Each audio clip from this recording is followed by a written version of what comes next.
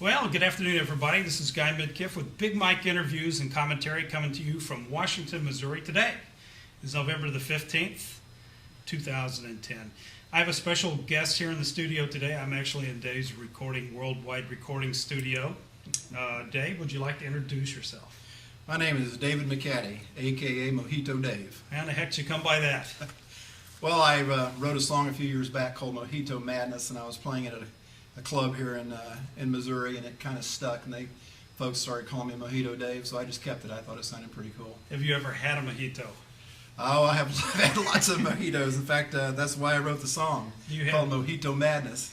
Now, do you have any special recipes that you use when you... I've got several. How do you like to make your... And if you'll just go to mojitodave.com and check out my website, you can check out all my recipes. Is that a gratuitous ad that I just heard?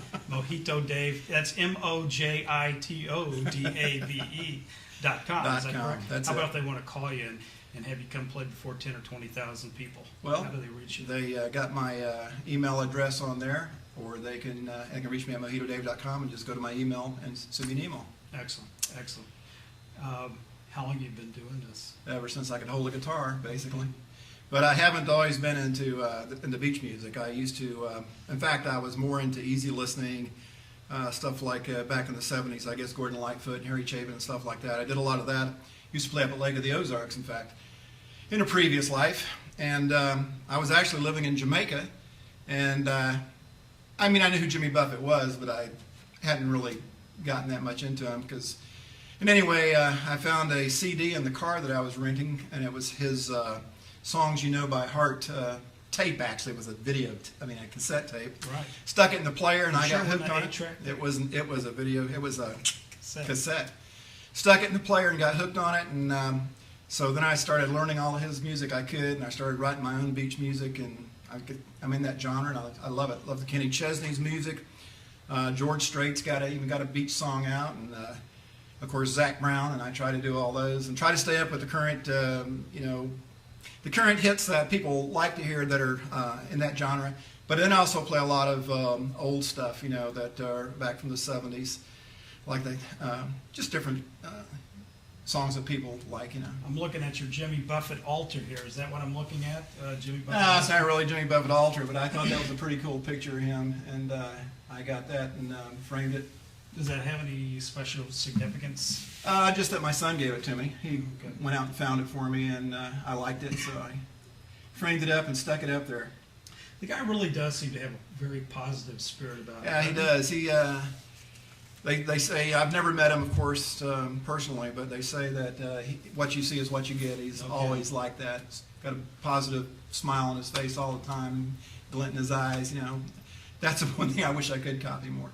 Did he write most of his own songs, or did he? The majority of them. He does work with other folks, and some people have written songs for him, especially his band members, like Mac McAnally is in the band. In fact, he won some awards on the the Music Country Awards the other night. But Mac McAnally wrote some, and plus he's done some. Steve Goodman actually wrote the song "Down to the Banana Republics." Most people think Jimmy Buffett wrote it, but Steve Goodman wrote it. And he'll and he covers a lot of songs, like "Brown Eyed Girl" and different stuff by Crosby, Stills, Nash and Young. Different things. Now, this is not an interview about Jimmy Buffett. No, it's not. And he is lined up to come into my studio next week. I don't know if you heard. Can I be there? I'm selling tickets. They're on sale right now, by the way, if you'd like to. But seriously, this is about Mojito Dave, and I'm really curious because my kids play music, and I like to focus on musicians. I've already had a classically trained violinist that I interviewed several months ago, and she was really interesting, talking about how music had played such a huge role in her life.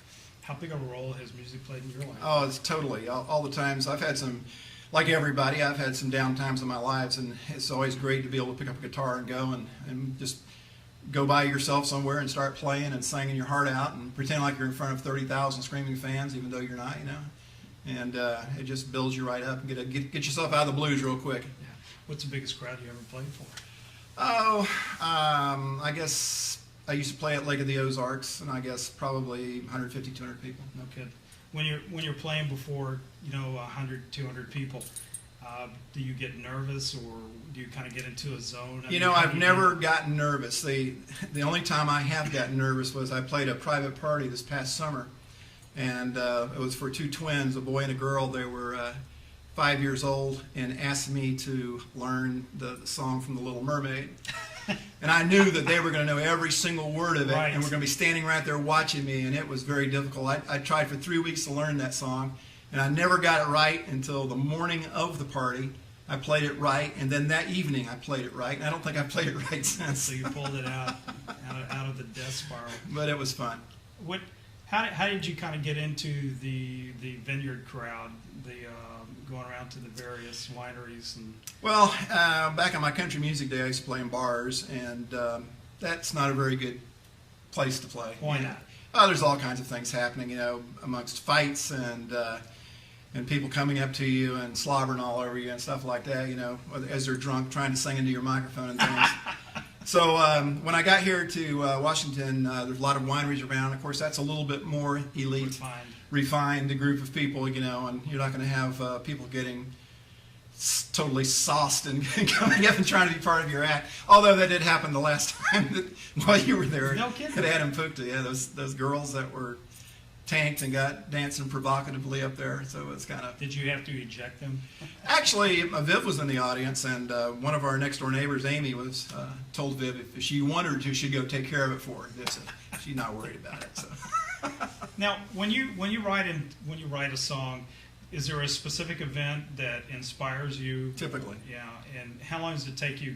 Let's go through the process of writing a song, and while we're at it, the song that you're most partial towards that you've written, which one do you like the most? Well, the one I'm most partial towards, most people don't like, is kind of a depressing song, but it's called Three Ladies, and it's about a Cuban-American woman, a Mexican-American woman, and a Chinese woman, and it's talking basically about how they give everything to try to come to the United States.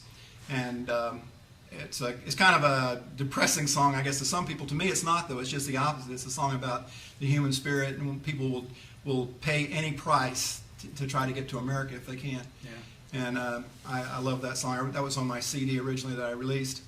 The songwriting process, you know, sometimes I can sit down and write a song in an hour. Sometimes, like the song I'm working on right now, The Gift That Keeps On Giving, I've been writing it for actually 2 or 3 years, and I just couldn't get it right. I started it because of a friend of mine died at an early age, and it got me to thinking about life, and I started writing it, and then but it's taken me a while to finish it. Okay. But I finally got it finished, and I finally put it into music. So how hard is it for you to play something acoustically without being amped up? It's not bad. It's just hard on your vocal Right. cords. Yeah. Like if you're trying to project to a whole lot of people, it's much easier to be able to sing into a microphone, and you don't have to Yeah. waste your stuff. Like when I play, most of my gigs are 3 to 4 hours, and that would be very difficult to do acoustically. Without a microphone. So, but I've done it before, and I can do it if I need to. Yeah. Well, I think these guys would love to hear you play about 60 seconds of that song you just described about the three ladies. Oh. Take 3.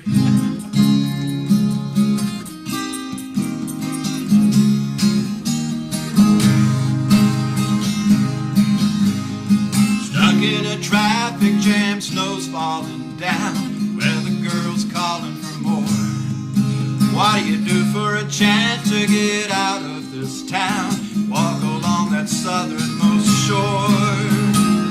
Oh yeah, he's Key West dreaming, his memories are seeming, want him back down in the Keys.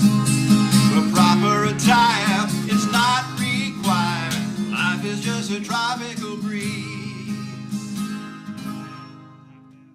I really appreciate you letting me come over and interview you, and I've had a lot of fun. I hope you have too. I have too. I loved it, and I hope everybody else likes it too. And of course, we really appreciate Washmo.com as always. Washmo, WASHMO.com. They allow me to put the video up on their website and give us exposure, and we really appreciate that. So thanks again for listening to Guy Midkiff with Big Mike interviews and commentary. Good night, everybody. Bye.